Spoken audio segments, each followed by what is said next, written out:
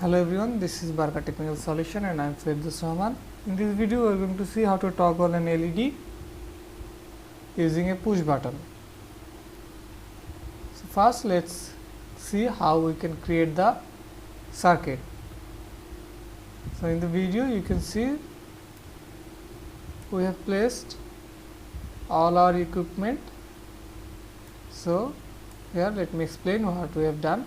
So we have placed an then there is the 10K resistor which will connect one of the pin of the button to the negative rail of the breadboard. Then we have placed the LED and connected its anode or positive side, for you the longer side of the LED to a 330 ohm resistor.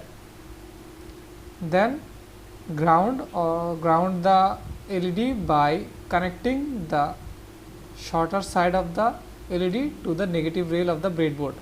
Connect one of the wire to the 5 volt pin and connect the other side to the other pin of the button and connect the ground pin to the negative rail of the breadboard. Then connect one of the wire to the 7 pin number 7 and connect the other part to the same line of the 10K resistor and connect another wire to the pin number 8 and the other side will be connected to the other part of the 330 ohm resistor. So now our circuit is done. Now let's go to our Arduino IDE to program our Arduino. The first thing we have done in the IDE is that we have defined our pins. The pin number 7 is defined as the button pin and the pin number 8 is defined as the LED pin. The const means that it will be consistent throughout the whole program, and the integer means this is an integer value. Then we have defined two states, that is the last button state which is equal to low, and we have also defined the LED state which is also is equal to low. It will be in our use in the loop function. Then we have state another variable which is called button state. Now let's go to the void setup option. In here we have set the pin mode of button pin as input and the pin mode of LED pin as output. Then our main part is the void loop part.